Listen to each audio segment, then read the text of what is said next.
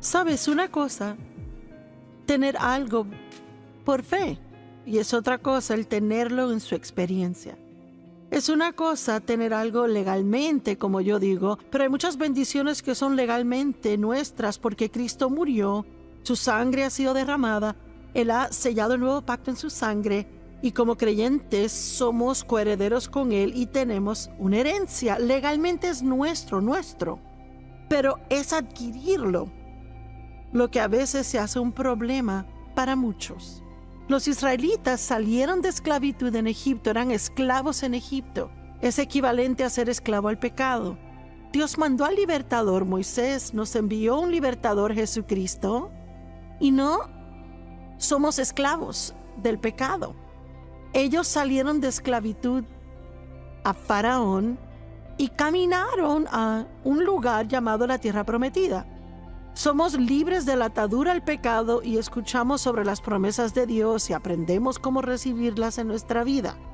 Bueno, los israelitas tuvieron que pasar un lugar que se llama el desierto.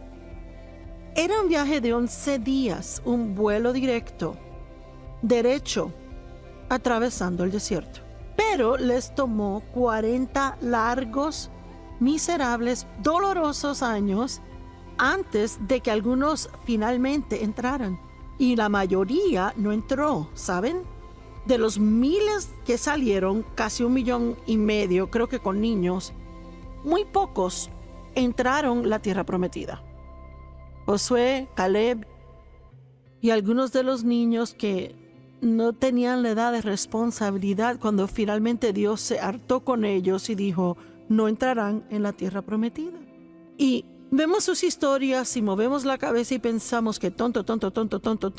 Si solo era un viaje de 11 días, ¿cómo les tomó 40 años llegar?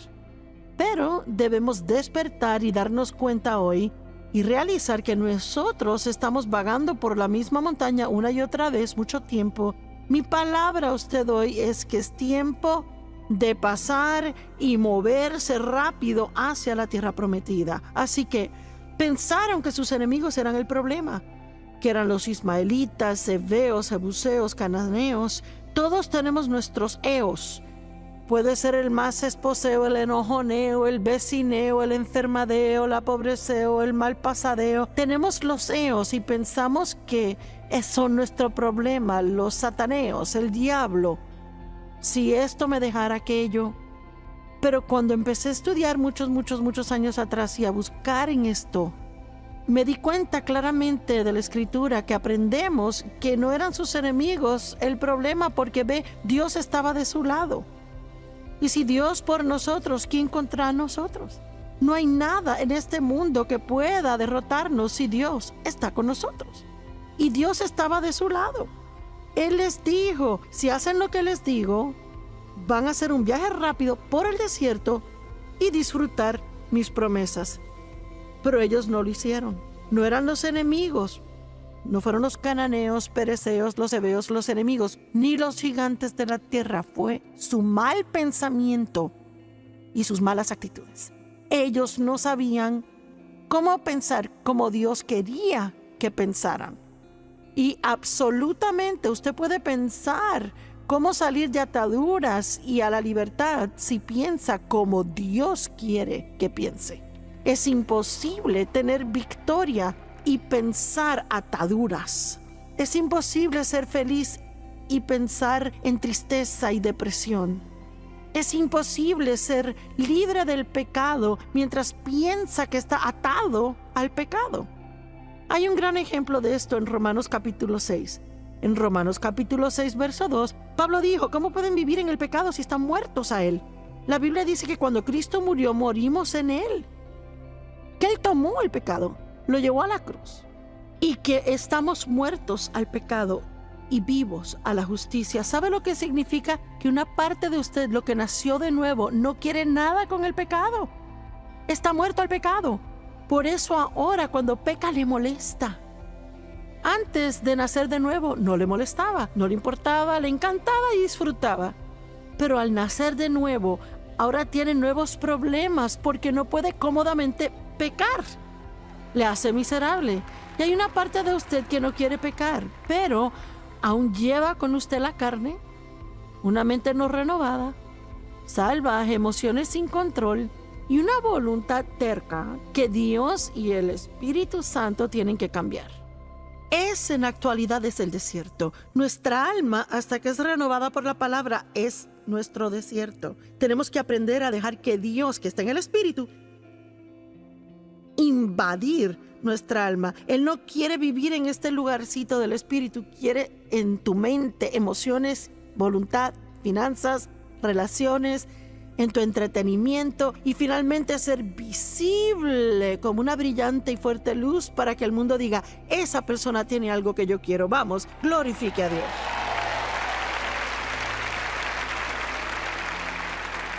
Y Romanos 6:2 dice, estamos muertos al pecado, pero Romanos 6:11 dice, ahora considérense muertos al pecado y vivos para la justicia. Amo eso porque dice considere, es un proceso de la mente. Y puede decir que Romanos 6:2 dice, está muerto al pecado, pero Romanos 6:11 dice, piense ahora que está muerto al pecado, crea que está muerto al pecado. Y decimos, estoy muerto al pecado, y cantamos coritos de ser libres en Cristo, pero nos da miedo el pecado. Decimos que somos adictos, somos esto y lo otro, no puedo vencer, es duro, y no puedo vencer eso, y quedamos atrapados en un desierto en esa área. Tenemos que pensar como Dios piensa y decir lo que Dios dice. Y eso va a ayudarnos a avanzar a través del desierto y comenzar a vivir en las promesas de Dios. Usted puede controlar su pensar con la ayuda de Dios, con mucha ayuda del Espíritu Santo, depender del Espíritu, puede controlar sus pensamientos, pero no hasta que aprenda en la actualidad a hacer un inventario de sus pensamientos. Yo le llamo pensar acerca de lo que está pensando. Donde la mente va, sigue el hombre. Si no le gusta su vida, vaya a casa, tenga una reunión consigo mismo y piense de qué ha estado pensando. En vez de culpar a los demás, tenga una reunión consigo mismo y pregúntese si es tiempo de que se deshaga de ese pensar súper mal. Amén. Fije su mente y manténgala fija en buenas cosas. Y sabe, una de las más populares, dos de las más populares escrituras creo que las usamos para enseñar acerca de la mente. 2 Corintios 10, 4 y 5, las armas de nuestra guerra no son carnales, sino poderosas a través de Dios para echar abajo fortalezas, derribando imaginaciones, razonamientos, teorías, llevando cada pensamiento cautivo a la obediencia a Cristo. Así que sabemos que hay una batalla en la mente, malos pensamientos, razonamientos, teorías, que no están de acuerdo con la palabra, y la Biblia nos da responsabilidad de localizarlos y echarlos abajo. Y realmente no es nuestra responsabilidad solos, porque cuando comienza a depender del Espíritu Santo y dice, Señor, ayúdame a que yo esté al tanto cuando pienso mal. Solo ore, Dios, hazme consciente cada vez que piense malos pensamientos. No me dejes estar ahí sentado pensando idioteces. Hazme saber cuando piense malos pensamientos. Y al comenzar a orar de esa manera, empezará a realizar, yo no necesito pensar así. No debería pensar eso. Eso no está en orden con la palabra.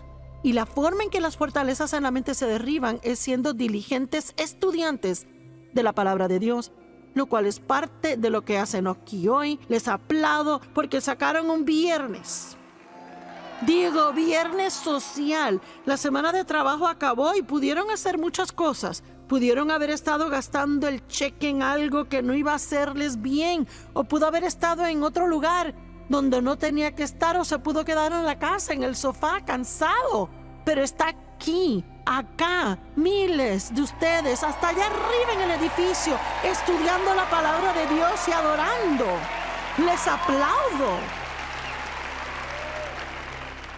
Pero también tengo que decirles, y no es para desanimarles, que esto no es suficiente para que caminen en victoria.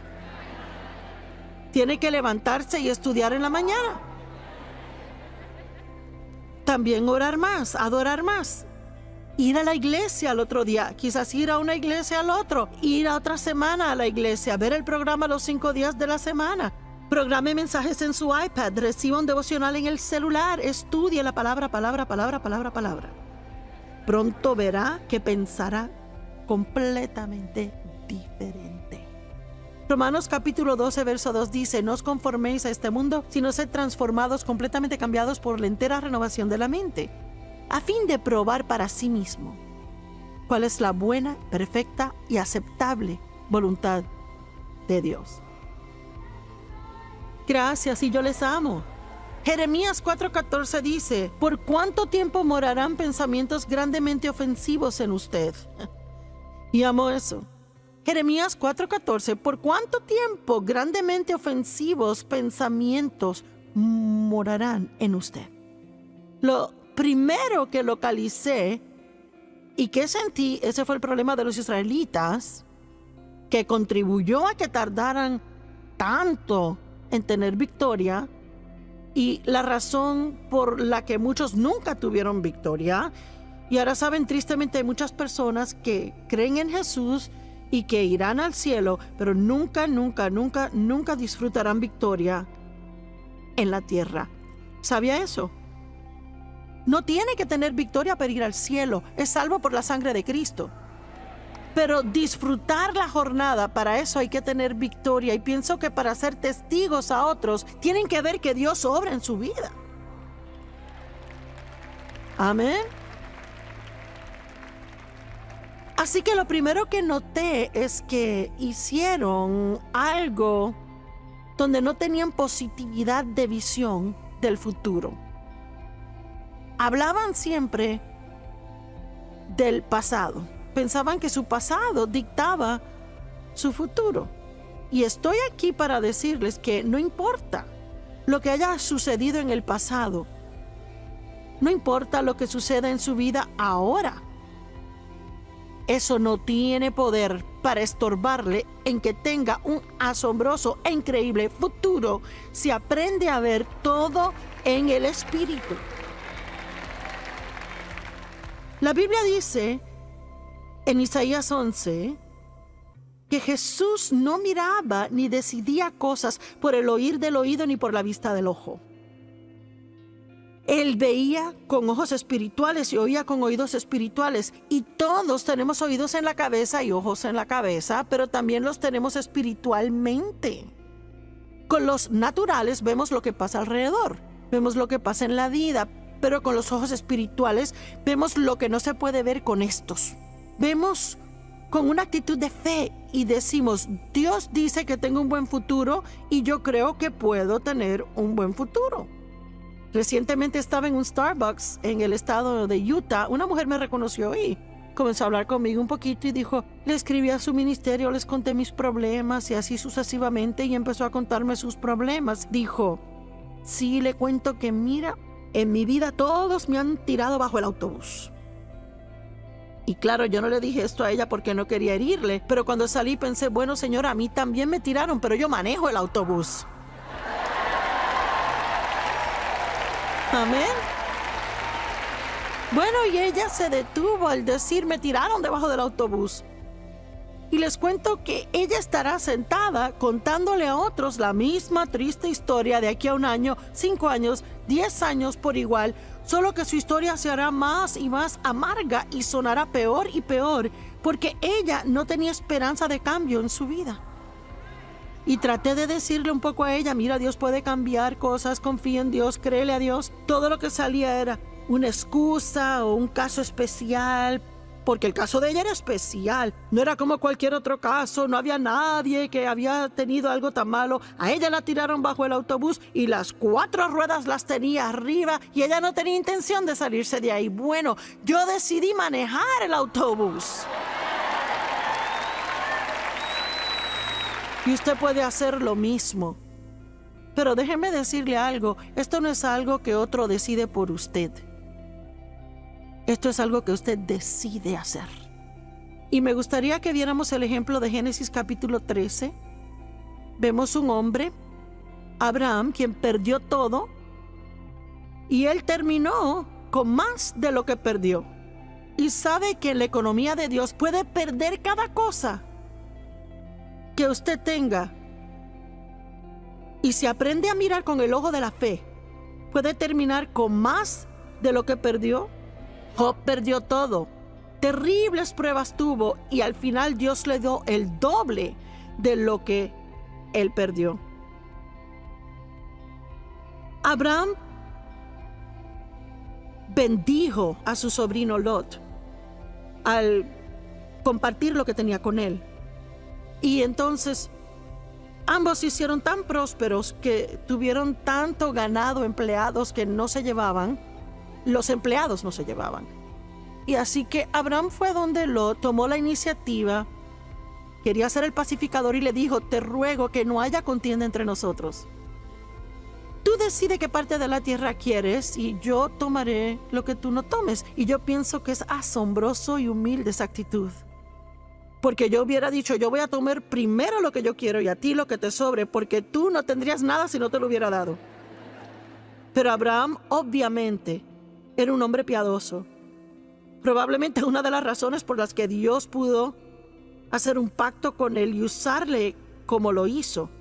Y claro, si lee el capítulo 13, Lot escogió la mejor porción del valle del Jordán para sí, y Abraham tuvo que tomar lo que sobró. Así que no estaba muy bien todo.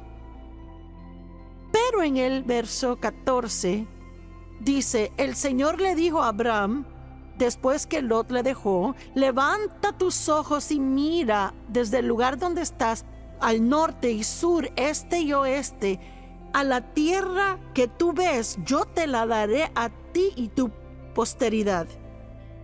Y en el verso 17 dice: levántate y atraviesa la tierra a lo largo y a lo ancho, porque yo te la daré a ti. Así que dice dos cosas aquí, ambas igualmente importantes. Primero, mira norte, sur, este y oeste, y todo lo que tú puedes ver, yo te lo daré.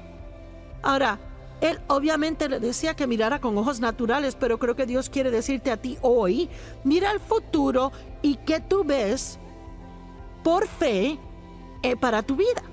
¿Puedes verte fuera de deuda? ¿Puedes verte siendo dueño de tu casa? ¿Puedes verte con un carro nuevo? ¿Puedes verte con un mejor trabajo? ¿Puedes verte siendo una bendición a muchas personas? ¿Puedes verte viviendo tu sueño? Lo que sea ese sueño, siempre que sea el sueño de Dios también, puedes vivir ese sueño. Puedes verlo. Si no lo puedes ver, nunca lo tendrás. Y él dijo entonces: y lo que tú veas, a ti te lo daré. Ahora tú ve y camina, tómalo. Eso significa que tienes que tener acción. Yo tuve un sueño de Dios de predicar el evangelio. Era algo que Dios hizo nacer en mi corazón la primera vez que oí una enseñanza en cassette en el 76. Y yo estaba tan asombrada que alguien podía tomar una escritura del libro de Marcos y predicar por 1 hora y retener la atención de la gente. Y un deseo ardiente entró en mí de predicar el evangelio por el mundo, lo cual era ridículo considerando donde yo estaba, así que era de Dios. Porque digamos que yo era la última candidata para hacer esto. Así que Dios pondrá las cosas en tu corazón que no tienen sentido en tu mente. Por eso no puede vivir sin una mente renovada. Tiene que vivir en el Espíritu. Dios le mostrará cosas que son posibilidades para usted. Pero cuando lee la palabra, tiene que tomarla para usted, no como para un grupo especial de gente especial. Si cada promesa en la palabra es para usted, todas son para usted. Dios quiere bendecirle, Dios quiere promoverle, Dios quiere levantarle, Dios quiere usarle, Dios quiere sanarle. Amén.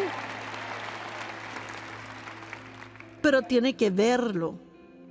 Y no puede esperar a verlo con estos ojos antes de creerlo. Tiene que verlo con ojos espirituales y eventualmente lo verá con estos. Yo vivo en Missouri, el estado llamado Enséñame. Bueno, en la economía de Dios tiene que creer primero, verlo con el ojo de la fe y eventualmente lo verá en el espíritu. Pero también, aunque por fe Yo reclamo lo que creo que Dios ha hablado sobre mí, me ha dado. Yo reclamo las promesas como mías. Aún tengo que ir y poseer esa tierra. Ahora, la palabra poseer es interesante porque si la estudia significa desposeer a los presentes ocupantes y luego tomar la tierra. Así que habían enemigos en la tierra prometida y ellos no querían tratar con enemigos. Así que no querían entrar. Querían dar vueltas y vueltas esperando que Dios hiciera algo acerca de los enemigos antes de entrar. Y Dios les había dicho que entraran. Y hay algo interesante aquí. Actualmente, en 2 años, llegaron a la frontera de la tierra prometida. Y si les llevara a Deuteronomio capítulo 1, y vamos a ir ahí ahora, Deuteronomio capítulo 1 por un segundo. Deuteronomio capítulo 1, verso 20.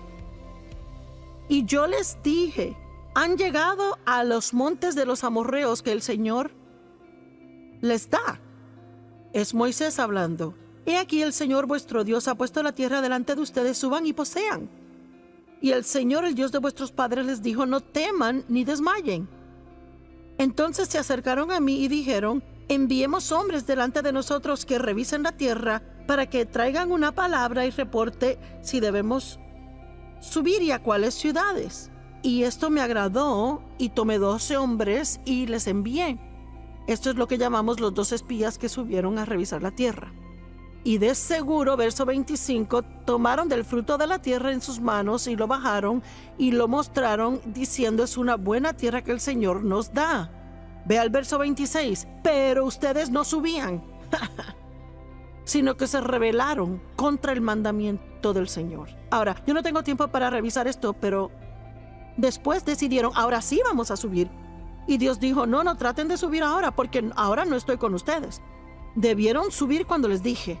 Así que entonces en la frontera de la tierra prometida, cuando Dios les dice, ahora es el tiempo de subir y poseer, no querían entrar, se rebelaron contra el Señor y vagaron por otros 38 años en el desierto y muchos murieron allá afuera. Y quiero enseñarles una lección. Cuando Dios te dice es el tiempo de tratar con algo,